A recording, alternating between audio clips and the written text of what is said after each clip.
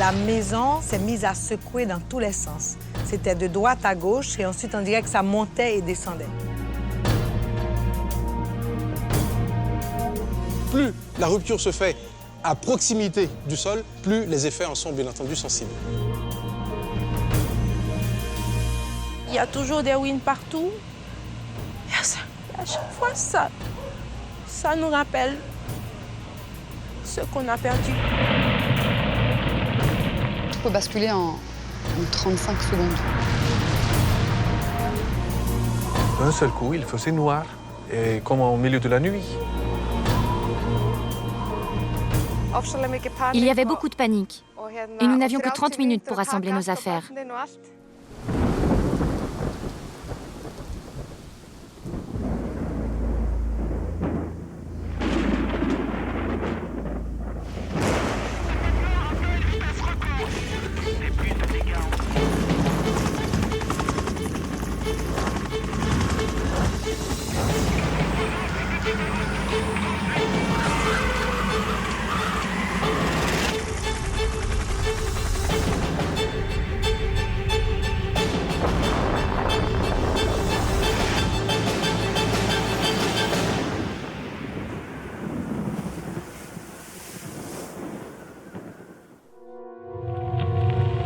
Tremblement de terre, éruption volcanique.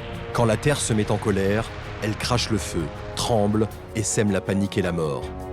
Depuis la nuit des temps, ces sautes d'humeur de la croûte terrestre provoquent les catastrophes les plus spectaculaires et les plus meurtrières. Rappelez-vous, 2010, à des milliers de kilomètres de distance sur 2 îles, Haïti et Islande, 2 catastrophes, l'une impressionnante, l'autre tragique. 2 phénomènes géologiques qui se ressemblent étrangement. 2 drames qui ont laissé l'homme impuissant face aux forces de la nature.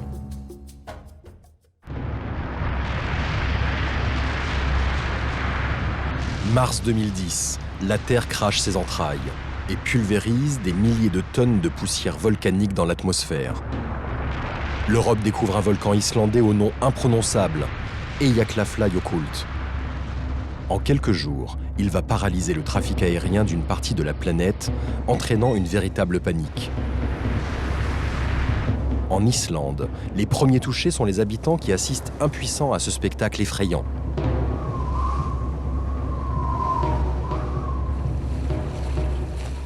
C'était apocalyptique, si on peut le dire. C'était quelque chose comme la fin du monde quand on était sous la nuage du centre.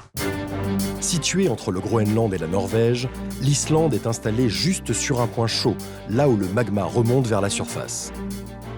Mais surtout, elle se trouve à cheval sur 2 plaques tectoniques, la plaque eurasienne et la plaque nord-américaine. Sur cette faille qui traverse le pays, une gigantesque chaîne de volcans, parmi lesquels l'impressionnant Eyjafjallajökull.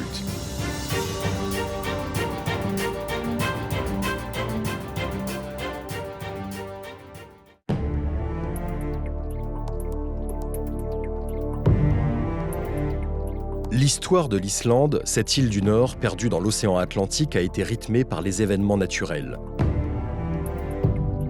Elle est sortie de la mer sous la pression des volcans sous-marins. Ici, tout rappelle la force de la nature. Des plages de sable noir volcanique, un paysage rude et surtout ces volcans. Nombreux, 200 cratères dont 130 actifs qui façonnent ces paysages.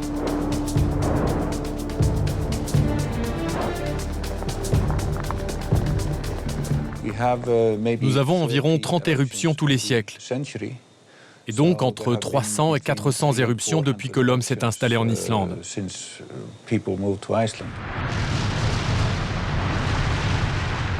La dernière en date, celle de l'Eyjafjallajökull, a fait parler d'elle. Voici comment tout a commencé. Nous sommes le 20 mars 2010. Au cours de la nuit, une éruption de lave rouge déchire un flanc du volcan.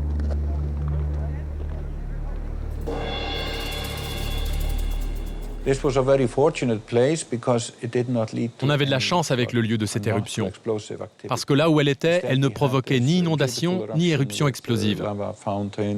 On avait une belle éruption avec des fontaines de lave rouge qui coulaient lentement. On voyait des cascades de lave, c'était spectaculaire et beau.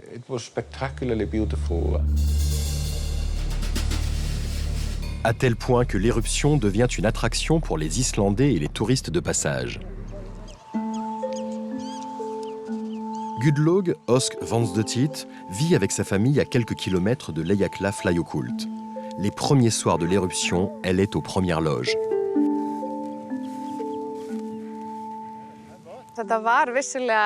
C'était vraiment incroyable, indescriptible de voir la lueur rouge et le feu dans la montagne. C'était majestueux, beau et effrayant à la fois, car je ne savais pas s'il pouvait y avoir des conséquences.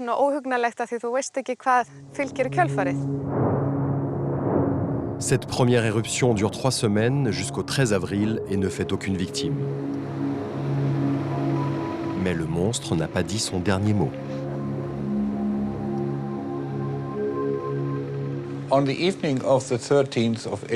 Dans la soirée du 13 avril,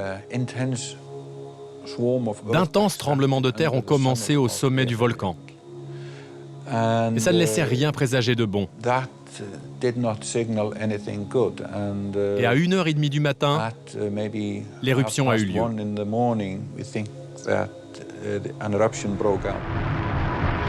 Le 14 avril, quand le jour se lève, voici à quoi assistent les Islandais. Une seconde éruption, ultra puissante celle-là, l'équivalent d'une bombe d'Hiroshima qui explose toutes les 3 minutes, soit 600 bombes en une journée.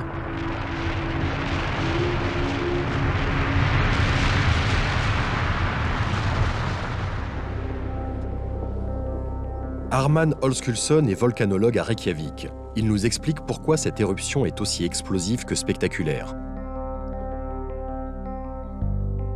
Ce type de magma est explosif. En plus, on a un glacier. C'est comme si tu as une casserole avec de l'huile et tu fais chauffer l'huile et tu jettes de l'eau dedans. Ça, c'est ce qui se passe. C'est-à-dire, on a un magma qui est très, très chaude, beaucoup plus chaude que le glacier et de l'eau. Et dès que le magma touche le glacier ou de l'eau, l'eau va évaporer dans une explosion. Donc, à cause de la différence de température. C'est donc le contact de ce couvercle de glace épais de 200 mètres avec la lave du volcan qui provoque les violentes explosions successives. Les populations qui vivent aux alentours sont cette fois-ci en alerte, car la fonte du glacier peut provoquer une vraie catastrophe.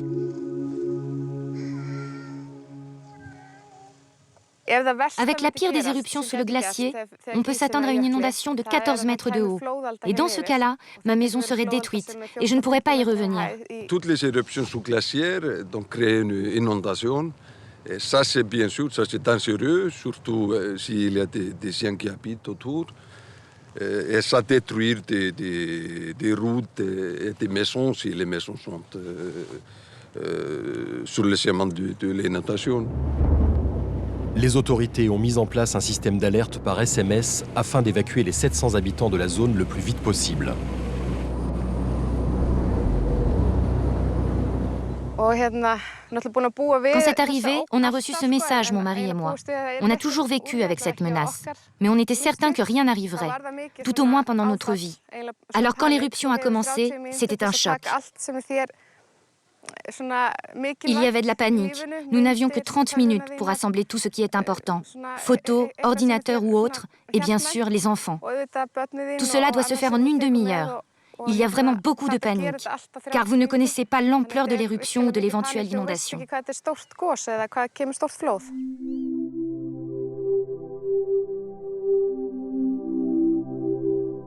En effet, dès le 14 avril, une inondation déferle sur l'île, mais elle épargne la famille de Gudlaug.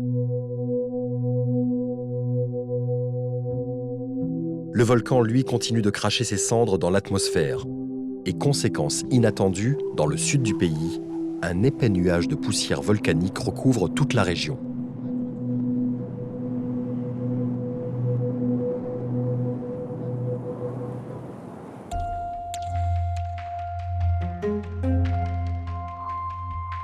Aujourd'hui, la prairie est redevenue verte dans cette région peu peuplée. Mais Magnus Asgersson, le propriétaire de cette ferme, se souviendra longtemps de cet étrange 14 avril au matin. C'était bizarre, mais quand le centre tombait, il faisait un silence absolu. On n'entendait pas la cri des oiseaux. C'était le silence total comme dans une chambre isolée. Et puis le centre, ça rentrait partout. À l'intérieur de la maison, etc., etc. On était couverts de cendres. La tempête de cendres dure plusieurs jours. C'était vraiment dégoûtant. Tout est gris, noir. Ça brûle les yeux et les voies respiratoires. Et on ne sait jamais combien de temps ça va durer et rester tout noir.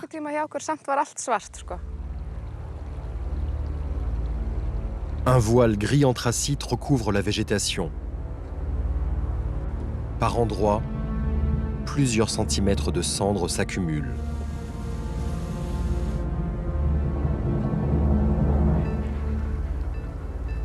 Magnus Asgersson élève des moutons. Il en possède plus de 40. Cette race très rare, réputée pour la qualité de sa laine, vit en Islande depuis des centaines d'années. Le nuage de cendres a rudement touché son troupeau. Quand les moutons mangent l'herbe, où il y a du cendre, il y a un peu de fluor qui rentre dans le corps des moutons. Et le fluor, ça peut déformer les dents et les os des moutons. Et dans ce cas-là, on est obligé de les abattre. Les agneaux, c'est sûr et certain, il faut les abattre en automne. Et si les moutons ont été touchés aussi, alors il faut faire pareil. La dernière race pure de moutons au monde a été terriblement fragilisée par la catastrophe. Et pour moi, ça c'est un peu dommage parce qu'on a eu la même race ici depuis des siècles quasiment, qui savent se protéger contre la pluie, contre la neige et le vent.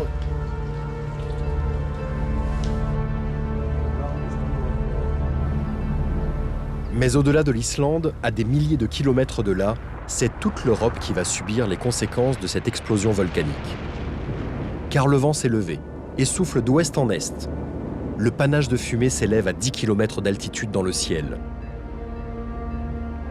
Il est formé de cendres très légères mêlées à de la vapeur d'eau produite par le choc thermique entre la lave du volcan et la glace qui le recouvre. En quelques jours, le ciel de France est touché. Cette combinaison-là a créé des cendres ultra fines, des cendres plus petites qu'un micron.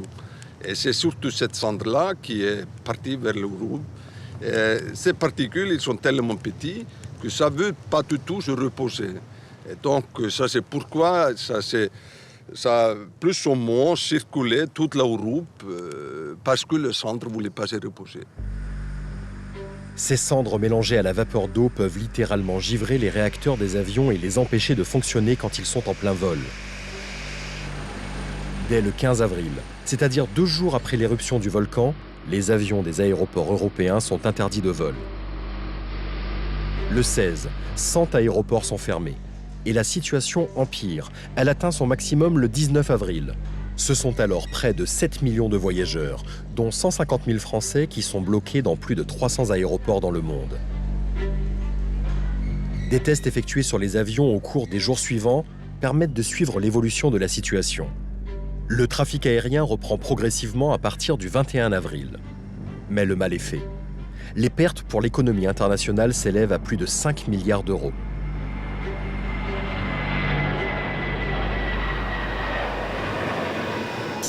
Le monde entier redécouvre que l'Islande est une île volcanique.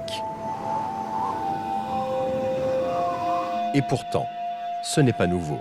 De nombreuses éruptions ont jalonné l'histoire de cette région volcanique et directement menacé la vie de milliers de personnes.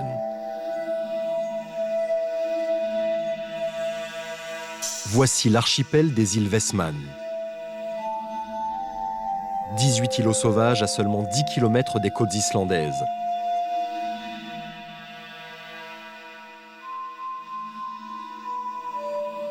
Heimaey, l'île principale est la seule qui soit habitée. Heimaey, une île majestueuse entourée de montagnes et bien sûr de volcans.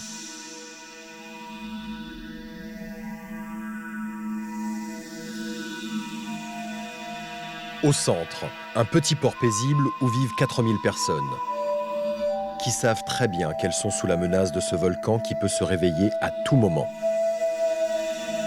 Il y a moins de 40 ans, la catastrophe est arrivée sans prévenir.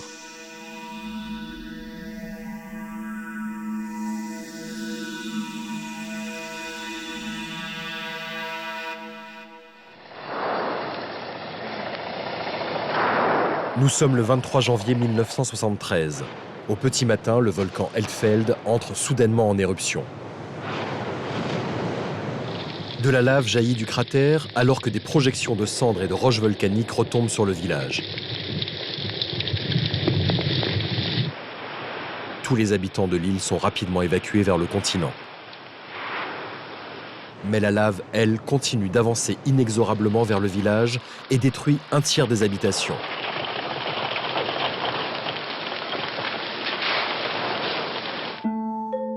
On voit très clairement aujourd'hui l'endroit où la lave s'est arrêtée.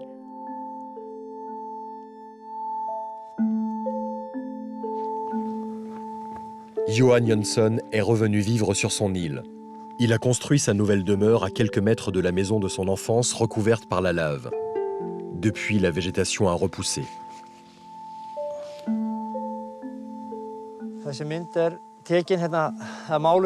Ce tableau montre la vue de l'ancienne rue d'à côté. Toutes ces maisons ont disparu sous la lave et ça montre la vue du jardin de la maison de mes parents. Ce sont donc les maisons du voisinage. Et avant, on voyait d'ici l'entrée du port, quand les bateaux rentraient de la pêche. Maintenant, évidemment, on ne voit plus rien car il y a une montagne qui bouche la vue.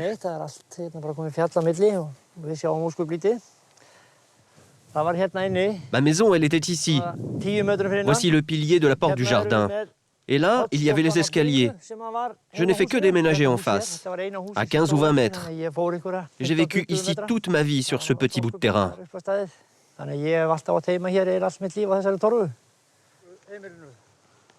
C'est depuis le toit de son ancienne maison qu'il montre les vestiges du quartier disparu. Ce bout de béton, c'est la cheminée de la maison de mon voisin. Mais elle se trouvait dans la rue d'à côté. Et c'est la lave qui l'a poussée jusqu'ici. À l'époque, Johan était un enfant, mais il se souvient parfaitement de la nuit de l'éruption. Je ne m'étais pas couché, je révisais mes cours. Et au début, ça ressemblait à un bruit lointain. C'était ce que j'ai entendu en premier, comme un bruit sourd. Je croyais que le vent était revenu, mais je suis allé vers la fenêtre et j'ai constaté que c'était bien pire. Je croyais que les maisons dans le quartier avaient pris feu, mais quand je suis sorti, j'ai vu que c'était une éruption. J'ai réveillé mes parents et je leur ai dit ce qui se passait dehors. Et tout est allé très vite. Il n'y avait pas beaucoup de temps pour réfléchir. Par chance, la veille, une tempête a empêché les bateaux de sortir. Ils sont tous à quai et en moins de 2 heures, ils embarquent les habitants qui sont tous évacués par la mer. Les gens sont partis tels qu'ils étaient. Ils se sont tout simplement enfuis. Ils n'ont rien emmené avec eux. Le minimum, un petit sac avec des vêtements, tout était laissé derrière. Personne ne savait ce qui allait se passer. Le lendemain de l'éruption, il ne reste sur Heimaey que 300 sauveteurs. Ils vont tout tenter pour sauver ce qui peut encore l'être. Le danger vient de la coulée de lave qui continue d'ensevelir le village. Les pompiers projettent alors des millions de litres d'eau de mer pour solidifier la lave et détourner la coulée. Une technique inédite à l'époque qui va fonctionner et permet de préserver la plus grande partie du village. Jusqu'en avril, le volcan continue d'être actif. Puis, progressivement, son activité décroît. C'est en juillet, 7 mois après le début de l'éruption, qu'il se calme définitivement. Sur place, un paysage lunaire. Des millions de tonnes de cendres recouvrent l'île. En tout, 360 maisons sont détruites, dont 70 totalement ensevelies sous la lave. Les 2/3 de la population reviendront vivre ici, mais seulement 2 ans plus tard, après que d'importants travaux aient redonné vie à ce champ de ruines. L'île a gagné 2 km². Le port est bien mieux protégé car son chenal, transformé par la coulée de lave, s'est resserré considérablement. À Emei, tout paraît à nouveau paisible. Mais le volcan peut se réveiller n'importe quand. Et les vestiges des maisons ensevelies, comme une Pompéi du Nord, viennent rappeler aux habitants qu'un monstre sommeille tout près d'eux.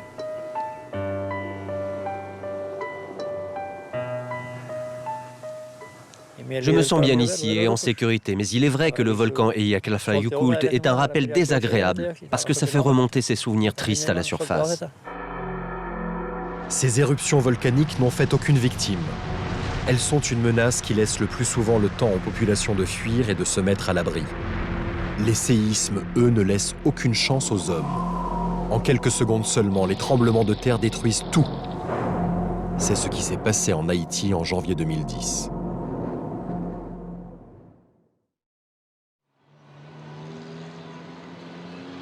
Nous sommes le 12 janvier. Il est 16h53. La terre tremble pendant près d'1 minute.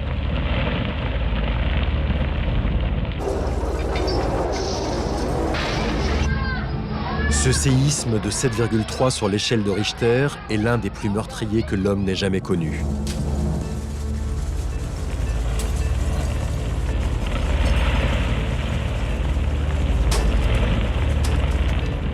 « 200 000 morts, 300 000 blessés et plus d'1 million de réfugiés. C'est la capitale, Port-au-Prince, qui est principalement touchée.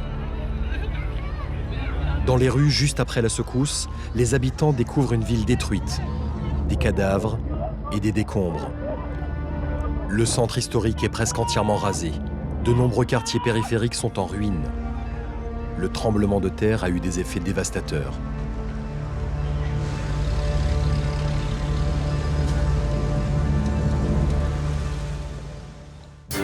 Voici la position géographique d'Haïti.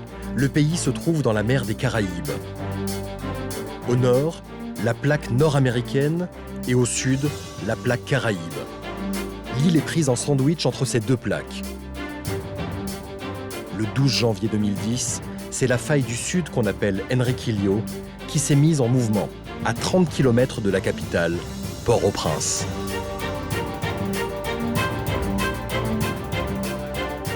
Ces deux plaques ont tendance à coulisser l'une par rapport à l'autre, comme s'il s'agissait finalement de deux trains qui glisseraient sur les rails d'un même quai, d'accord, dans les sens inverses, l'un par rapport à l'autre. Et c'est ça qui provoque les frottements, c'est ça qui provoque le séisme.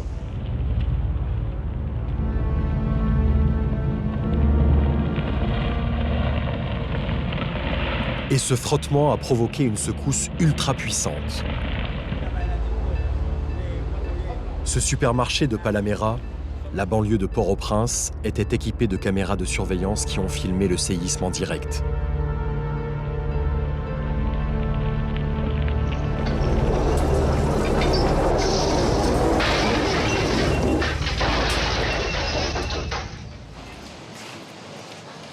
Shadi Némé, le gérant du magasin, était là le 12 janvier. Il y avait pas mal de clients au supermarché ce jour-là. Tout le monde était affolé et voulait sortir, mais à cause des marchandises qui étaient par terre, c'était pas facile.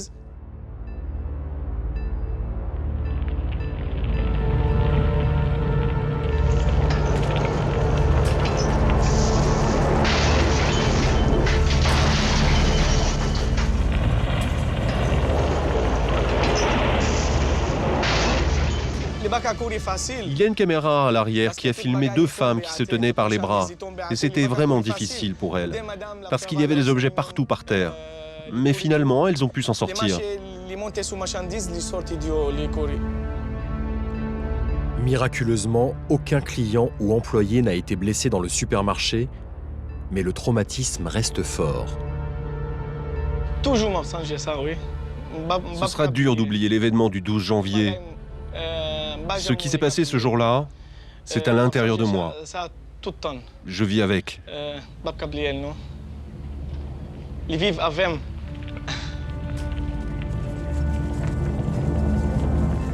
Le tremblement de terre du 12 janvier est le plus destructeur qu'Haïti ait jamais connu.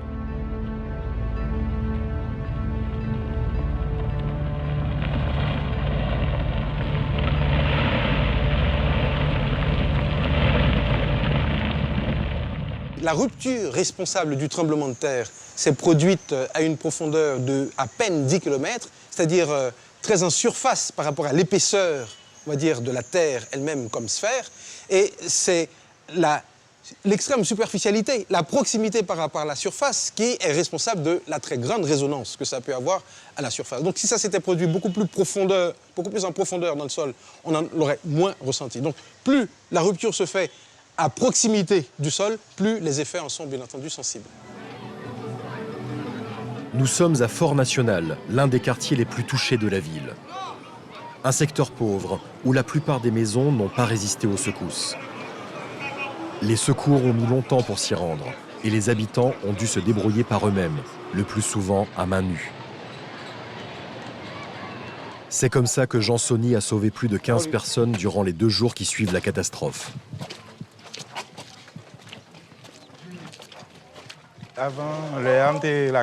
Le 12 janvier, j'étais chez moi.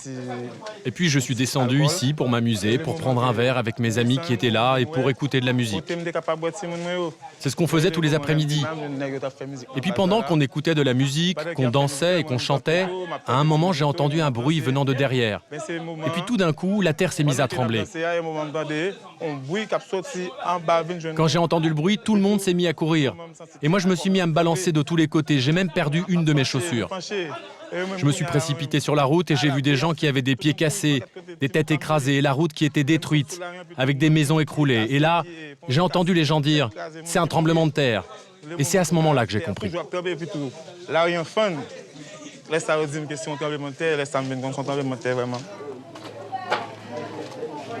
Juste après le séisme, les habitants, hagards, recherchent leur famille, leurs voisins. Jean Sony, lui, part à la recherche de sa fille Stéphanie. Je remontais la rue pour aller faire des courses quand le mur s'est effondré sur moi. C'est ce mur en parpaing qui lui était tombé dessus. Elle criait « Papa, sauve-moi, papa, sauve-moi ». Et je me suis transformé, c'est comme si quelque chose s'emparait de moi. Et puis j'ai commencé à enlever les débris qui se trouvaient sur elle et j'ai réussi à la sortir de là.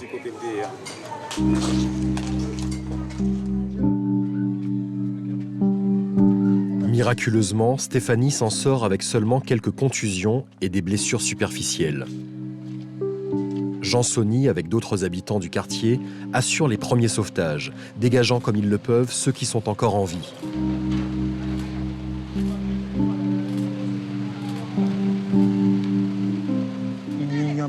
Ça m'a donné beaucoup de courage quand les gens que j'avais sauvés revenaient vers moi pour me dire merci. Ça m'a donné la force de pouvoir aider d'autres personnes à sortir des décombres.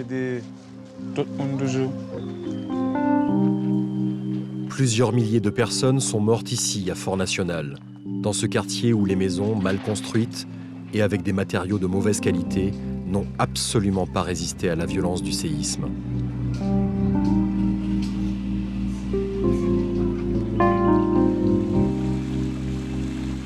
Patrick Figaro est ingénieur architecte. Il explique pourquoi autant de bâtiments de ces quartiers pauvres, pourtant construits en parpaing, se sont effondrés le jour du tremblement de terre.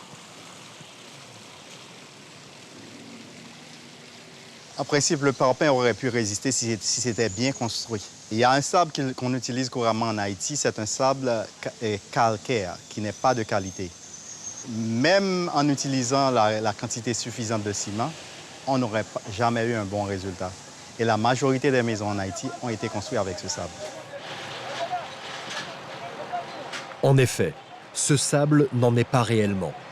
C'est du calcaire concassé qui se marie mal avec le ciment. Du coup, les parpaings sont fragiles. Mais qu'en est-il des bâtiments des autres quartiers dont certains sont construits en béton armé? Pourquoi n'ont-ils pas mieux résisté? Je peux vous dire que depuis plus de 30 à 40 ans en Haïti, les normes de construction ne sont pas respectées. Les bâtiments ne sont pas construits par des ingénieurs. Moins de 10% des bâtiments ont été calculés. D'autant plus qu'il n'y a pas suffisamment d'acier dans le béton. Et le béton est aussi de très mauvaise qualité où il n'y a pas suffisamment de ciment. Un dernier facteur a fragilisé les édifices. En Haïti, on construit avec des dalles de béton. Ces dalles sont très lourdes. Les structures n'ont pas pu supporter le poids avec les secousses. Ce sont autant de châteaux de cartes qui se sont refermés sur leurs occupants, comme des pièges de béton. Jacinthe et Marguerite sont sœurs. L'une est française, l'autre haïtienne. Le 12 janvier 2010, au moment du tremblement de terre, elles étaient ensemble dans la maison de Marguerite. La même peur les a submergées. J'étais en famille, chez ma mère, avec mes sœurs. Et bon, on était bien, tranquille. C'était un après-midi agréable. Et j'ai entendu des bruits, mais moi, j'ai pensé à un bombardement. Je ne sais pas pourquoi. J'étais assise, hein, et la maison s'est mise à secouer dans tous les sens. C'était de droite à gauche, et ensuite, on dirait que ça montait et descendait. Et donc, c'était vraiment effrayant. Cette minute, enfin, on dit que c'est une minute, mais pour moi, c'était quasi une demi-heure que ça tremblait et que ça secouait.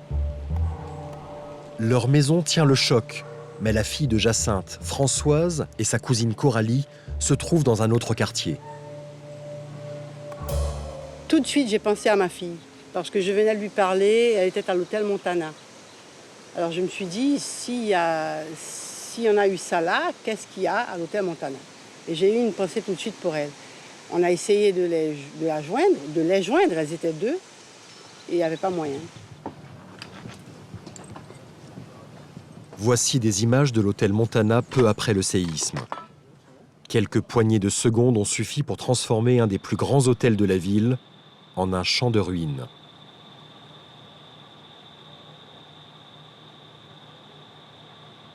Il y avait le cendrier de Coralie qui a commencé à bouger un petit peu. On s'est échangé un regard d'incompréhension, puisque je n'ai pas très bien capté ce qui se passait. Et à partir de là, ça s'est assez vite enchaîné, puisque les vibrations ont augmenté. Et j'ai eu vraiment un sentiment que tout foutait le camp autour de nous. À ce moment-là, ça a vraiment secoué très, très, très fort. J'entendais pas de bruit précis, mais plutôt un bruit sourd. Un peu comme dans les films, en fait, où on a l'impression d'entendre bouh. Je me suis retrouvée après coincée, comme j'étais accroupie, coincée sur une chaise, avec des blocs de béton sur le dos, et la tête aussi coincée avec un peu de poids aussi sur la tête, ne sachant pas exactement ce que c'était. Donc ça m'a tout de suite fait flipper, comme on dit. C'était le mot, j'ai flippé. Et je ne sais pas combien de temps ça a duré, mais pour moi, c'est une éternité. La mère de Françoise et sa sœur traversent la ville en ruine à la recherche de leur fille. Elles vont mettre 2 heures à pied pour atteindre l'hôtel qui, en temps normal, est accessible en 10 minutes de voiture.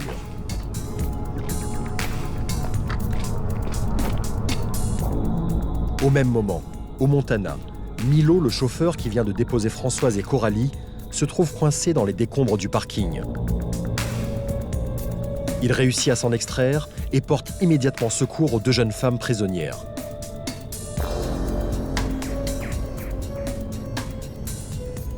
J'ai trouvé Coralie à terre, Françoise toute à terre. Coralie me dit, je suis Milo, Milo, Milo, Milo, j'ai mort, Milo, j'ai mort. Coralie aussi, tout le monde criait, j'ai mort, je m'en dis non, Coralie, tu n'es pas mort, tu dois réveiller, tu ne peux pas mourir. J'ai donné la main à Coralie et je passe l'autre main jusqu'au fond, et puis ensuite, j'ai soulevé Coralie et j'ai fait la même chose pour Françoise aussi. 1 heure plus tard, Marguerite et sa sœur arrivent enfin à l'hôtel Montana. Je me suis mise à hurler leurs noms, Milo, Coralie, Françoise, et finalement, Milo m'a répondu. Il m'a dit, nous sommes par là. Marguerite est médecin. Elle va immédiatement prendre en charge les 2 jeunes femmes. J'ai tout de suite réalisé qu'elles avaient toutes les deux des traumatismes de la colonne. J'ai dit, il me faut 2 plans durs. Et on a été donc prendre les bouts de porte de l'hôtel Montana et on les a couchés dessus et ficelés. C'est sur ce terrain en contrebas de l'hôtel qu'un hôpital de fortune est improvisé. Françoise et Coralie y sont installées. Marguerite se met alors à soigner d'autres victimes. On a travaillé vraiment pour essayer de sauver les gens, mettre des garrots, essayer d'arranger des fractures ouvertes, mettre des attelles. Vraiment, on a travaillé sans relâche. Et au fur et à mesure, d'autres personnes venaient et aidaient. Mais pour Françoise, le calvaire ne fait que commencer. À côté de moi, au fur et à mesure, les gens qu'on ramenait, il y avait des gens qui étaient... C'était horrible parce que les pleurs, les cris de douleur, ça arrache le cœur. Hein. Je trouve que, enfin, moi, personnellement, j'ai trouvé ça plus fort que ma propre douleur à moi. Ça a été une nuit infernale, horrible. Je crois que l'enfer, c'est un peu ça. Le lendemain, un hélicoptère évacue enfin Françoise. C'était un soulagement, oui. Je peux dire que c'était un soulagement. C'était surtout plus qu'un soulagement, une délivrance. Les 2 jeunes femmes sont transférées à l'aéroport de Port-au-Prince. Leur état est jugé sérieux. Elles doivent être transférées vers un hôpital au plus vite. 48 heures après le tremblement de terre, elles embarquent enfin à bord d'un avion français, direction la Martinique. C'était vraiment une grosse urgence. Coralie avait un traumatisme crânien, mais qu'on arrivait à contrôler, tandis que Françoise commençait une paralysie des membres inférieurs. Donc, il fallait que Françoise s'en aille au plus tôt. Donc, elle est partie par cet avion. Grâce à cet avion, on a pu la mettre couchée sur sa porte dans l'avion. On est arrivé à Martinique à 7 h du matin. Mais je vous dis que c'était un jour merveilleux. Quand j'ai vu, vous savez, ces gros avions, ils s'ouvrent à l'arrière. Quand j'ai vu l'avion s'ouvrir à l'arrière et il y avait des ambulances, des pompiers, des infirmières, des médecins, tous sur le tarmac de l'aéroport nous attendant, j'ai dit à ma fille, je me suis penchée, je l'ai embrassée, je lui ai dit, le ciel s'est ouvert. Tu es sauvée. Après de nombreuses interventions chirurgicales pratiquées à l'hôpital de Fort-de-France en Martinique, Françoise est sauvée. Suivra une longue et difficile période de rééducation. Je me sens assez solide et prête à repartir de l'avant, je pense, parce que mon corps est différent, mais il a une histoire à raconter maintenant. C'est une façon différente de voir les choses. C'est bon. Ça a été long, mais très... j'ai tellement été bien entourée, bien prise en main que... On ne peut pas revenir en arrière, il faut aller de l'avant, il faut voir et j'arrive à marcher, j'arrive à danser un peu, j'arrive à prendre mes neveux-nièces dans les bras, j'arrive à faire plein de choses, donc tout va bien. C'est ce qu'il faut se dire. Il faut se dire que la chance a été au rendez-vous. Aujourd'hui, Françoise veut retourner en Haïti où elle souhaite s'installer aux côtés de son père qui travaille à Port-au-Prince.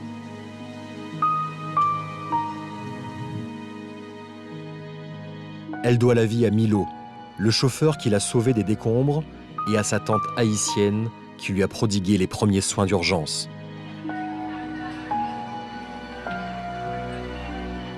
Beaucoup n'ont pas eu cette chance. Du fait du chaos dans lequel se trouvait la ville, les Haïtiens ont été les premiers sauveteurs dans les heures qui ont suivi la catastrophe. Les équipes internationales ont eu bien du mal à intervenir. L'extension urbaine de Port-au-Prince s'est faite de façon totalement incontrôlée. Les gens se sont installés dans les ravines, c'est-à-dire dans les torrents, dans les lits des rivières, se sont installés sur des pentes beaucoup trop fortes. Et surtout, on a construit les maisons avant même d'avoir pensé à créer les rues, les voies d'accès. De sorte qu'après le tremblement de terre, les ambulances, les secours ont eu tout le mal du monde à parvenir auprès des sinistrés, auprès des gens qui en avaient besoin. Puis sont arrivés progressivement 2000 sauveteurs internationaux.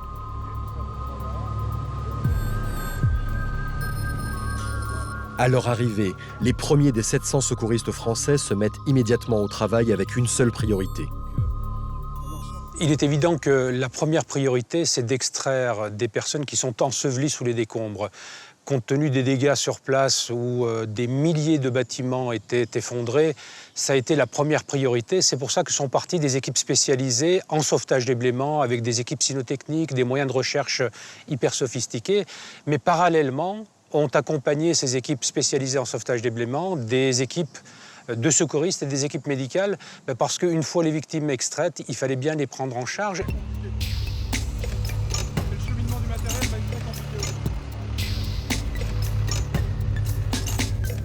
L'un des premiers chantiers où les hommes de la sécurité civile vont travailler, c'est l'hôtel Montana, celui où Françoise et sa cousine Coralie ont été blessées. Plus de 300 personnes se trouvaient à l'intérieur de cet immense complexe hôtelier ravagé par le séisme. Combien sont encore en vie? C'est un véritable château de cartes qui s'est finalement effondré. Et le peu de poches de survie que l'on peut retrouver, des trous noirs, eh bien on essaye de chercher, on approfondit, on envoie les chiens, on glisse la tête, on crie, on appelle. C'est vraiment de la minutie, on cherche un peu à aller dans le fond et trouver quelqu'un finalement.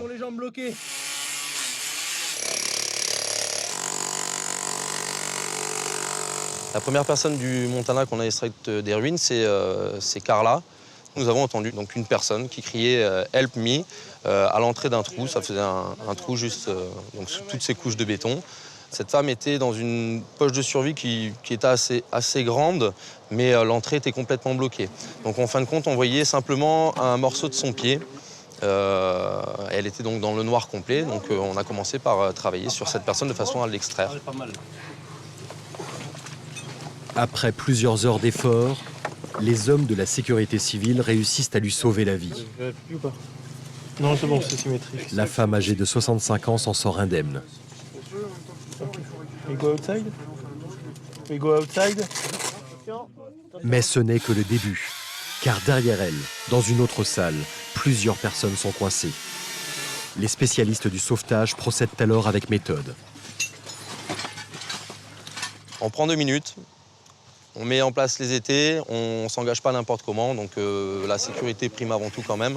Et une fois qu'on a fait, on va dire, une méthode de travail, qu'on a jugé qu'il était bon de percer à tel endroit, etc., eh bien on se met au travail. Là maintenant, il faut percer, disquer, mettre tout en œuvre pour pouvoir les sortir de manière la plus sécurisée possible.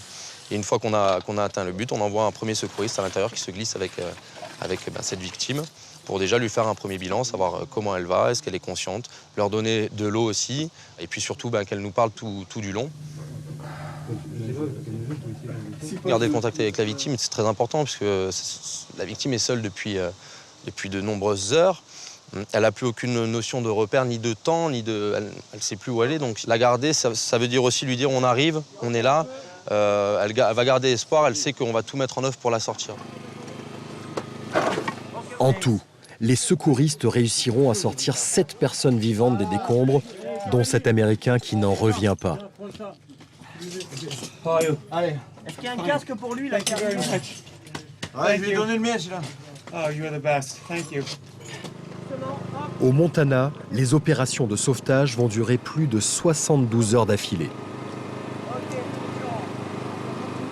Ce qui permet de tenir et de rechercher pendant des heures et des heures, c'est le sentiment que parfois, ces quelques heures qui nous permettent de travailler donc au-delà de nos limites sont des heures qui vont permettre de sortir des victimes vivantes.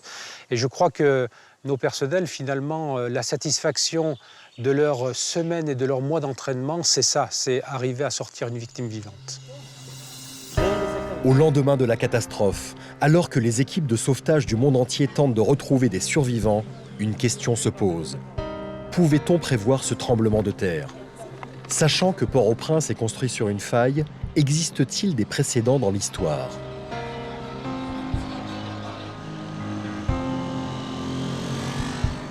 Cette faille, elle a joué la dernière fois, sensiblement en 1751, où elle a littéralement dévasté la ville qui venait d'être fondée. Port-au-Prince date de 1749. Donc c'est une ville à peine fondée qui s'est effondrée du fait de ce tremblement de terre.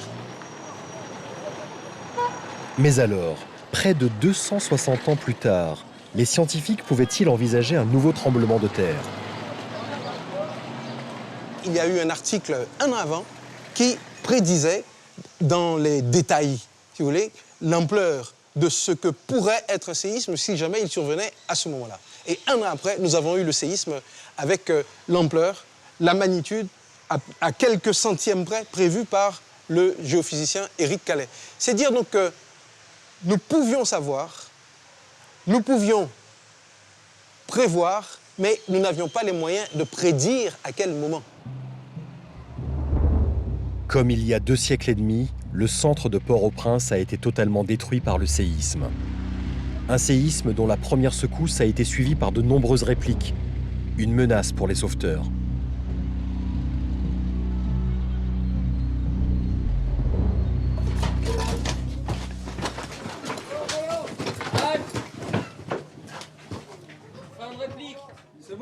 Alors les répliques sont une vraie angoisse pour les secours français et pour les secours en général, parce que quand on est en train de travailler sur les chantiers, parfois sous des décombres que l'on a essayé de stabiliser un peu, le risque c'est qu'une réplique survenant, de nouveaux effondrements se passent, y compris sur les secours. On a l'impression que les répliques sont par définition inoffensives. Or c'est faux, parce que plusieurs répliques consécutives ont un effet cumulatif. Un peu partout à Port-au-Prince, comme ici dans le quartier de Fort National, les répliques ont fait des ravages. Nadine, cette jeune haïtienne, en sait quelque chose. C'est en portant secours à ses proches coincés sous les décombres d'une maison qu'elle a été victime d'une réplique. Pendant qu'on sortait avec ma petite cousine, elle s'appelle Christelle, on est sorti avec elle et c'est pendant qu'on la sortait et c'est à ce moment qu'il y a eu une réplique. Et le temps pour moi de sortir, la maison s'est effondrée. Il y a eu tout un pan du mur qui est tombé. Donc c'est pour ça que moi je suis tombée par terre et les blocs sont tombés sur moi. Et c'est là que je suis restée. Nadine reste emprisonnée alors qu'elle vient tout juste de faire sortir sa cousine. Quand je suis tombée, j'ai perdu connaissance. Quand je me suis réveillée, je ne me souviens même pas de là où j'étais. Et c'est quand j'essayais de me retourner, mais j'avais un poids sur le dos. Donc, c'était les blocs qui étaient sur moi. Donc, je n'arrivais pas. Et à chaque fois qu'il y avait des secousses, je m'attendais toujours à ce que quelque chose de pire m'arrive. Nadine va rester coincée pendant 5 longues journées dans le noir complet. 5 jours, 5 nuits, c'est long. J'avais terriblement soif. Ma langue était très lourde. J'avais l'impression d'étouffer à chaque fois, surtout que je suis asthmatique. J'avais des moments de panique aussi, parce que j'ai vraiment peur du noir. Et ce noir, c'est assez terrifiant. Et avoir des gens qui sont morts à côté de soi, personne n'a envie de vivre ça. Donc j'avais soif, mais en même temps, j'avais peur. Et il n'y avait pas d'ouverture pour qu'au moins il puisse passer un sachet d'eau pour moi. Rien. Je suis restée couchée, allongée. J'avais mal partout. À un moment, je ne sentais plus mon corps. J'étais comme engourdie. Mais quand je suis sortie, je me suis sentie mieux après. Mais ce qui restera gravé dans la mémoire de Nadine, c'est l'image de sa cousine Christelle dans les décombres avant qu'elle ne puisse la secourir le lendemain du tremblement de terre. Elle était forte pendant qu'elle était à l'intérieur aussi, pendant qu'elle a passé la soirée. Du 12, elle était forte. Sa mère est morte à côté d'elle, mais sa voix était claire. Elle me disait « Nadine, si tu ne peux pas me sauver, sauve quelqu'un d'autre. » Mais en fin de compte, elle est morte le lendemain. Et lundi, c'est son anniversaire. Et elle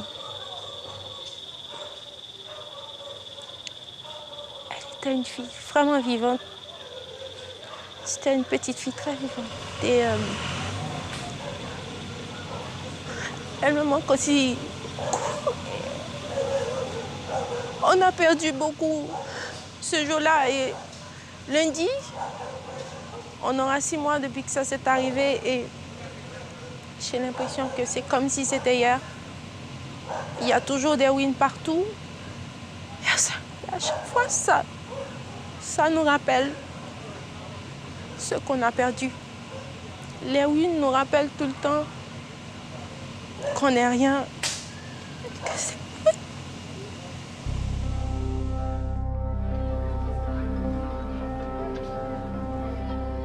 Nadine a pu résister grâce à la force de son mental. Ce qui permet de tenir aussi longtemps dans un immeuble effondré, justement sur les décombres, c'est l'autoprotection de l'organisme. L'organisme possède des ressources lui permettant, à la phase d'alarme justement, qui est la phase de suite et de fuite ou de combat, de résister. Et en Haïti, on a justement enregistré un cas, le dernier cas qu'on a enregistré, c'est celui d'une grand-mère de 80 ans, qui a tenu 8 jours sans boire et sans manger sur les décombres. Mais alors, à quelle image les victimes peuvent-elles se raccrocher pour tenir le coup sous les décombres? En général, les gens ils pensent à leur raison de vivre. Et ils pensent à leurs enfants, ils pensent aux amis pour qui ils comptent beaucoup. Ils pensent à leur mission. C'est des gens qui ont des missions. Ils disent, moi, et ces enfants-là, à qui je vais les laisser? Il faut que je reste vivant pour que je puisse être là pour les enfants, pour que je puisse continuer à faire mon travail. Et parfois, le mental est suffisamment fort pour résister très longtemps. C'est le cas de Darlene, une adolescente que les secours français ont sortie des décombres 15 jours après le tremblement de terre. Encore, allez-y, encore.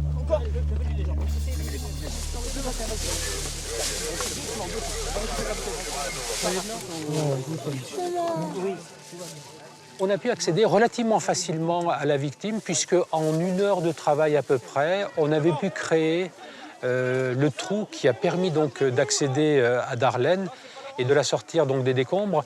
Avec, vous vous imaginez, les mois aux alentours du site, il y avait, je pense, 300, 400, 500 personnes, il y avait des dizaines de médias. Et donc, on a pu sortir cette victime que l'on a très vite positionnée dans une ambulance haïtienne d'ailleurs. Et ensuite, donc, Darlene, nous l'avons fait évacuer vers l'hôpital que nous avions mis en place, un hôpital de campagne que l'on a emporté donc de métropole jusqu'à Haïti.